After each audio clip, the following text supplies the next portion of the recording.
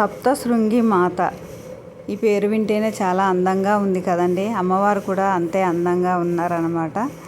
చూడండి, బయట నుండి చూస్తే మామూలుగా రోడ్డు ఉంది, ఆ పైన ఏదో మెట్లలాగా ఉంది కదండి. అవి మెట్లు అది కొండ అండి. ఆ కొండని తొలిచి ఒక గుహలాగా తయారు చేసి లోపల గుడి కట్టారన్నమాట. అందరికీ నమస్కారం అండి. మా తెలుగింటి ఛానల్కు స్వాగతం. మహారాష్ట్రలోని నాసిక్కి 60 కిలోమీటర్ల దూరంలో ఉంటుందండి ఈ ఆలయం. కల్వన్ అనే తాలూకా నందూరి అనే గ్రామంలో ఉంటుందండి ఈ సప్తశృంగి మాత. మహిషాసురుని సంహరించిన తర్వాత ఈ ఆదిమాత అక్కడ వెలిసిందంటండి. చాలా శక్తివంతమైన అమ్మవారంట ఈ అమ్మవారు. పశ్చిమ కనుమల్లో సహ్యాద్రి పర్వతం ప్రాంతంలో ఉందంటండి ఈ ఆలయం.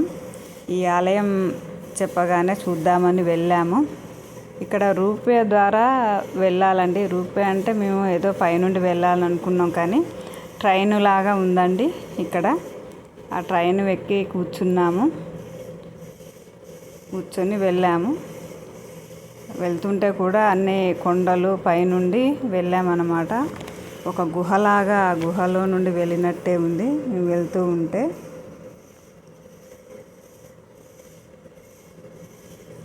ఏడు గుట్టల మీద వెలిసిన అమ్మవారండి ఈ అమ్మవారు. సప్తశృంగి మాత అంటే 7 గుట్టల మీద వెలిసిన అమ్మవారండి.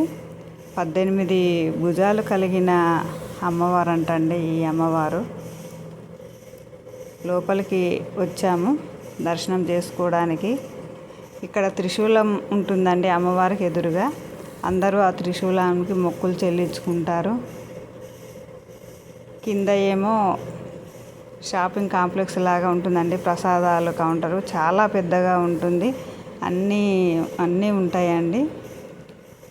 మనకు ప్రసాదాలు కానీ, చేతికి కట్టుకునే కంకణాలు కానీ అన్నీ ఉంటాయండి.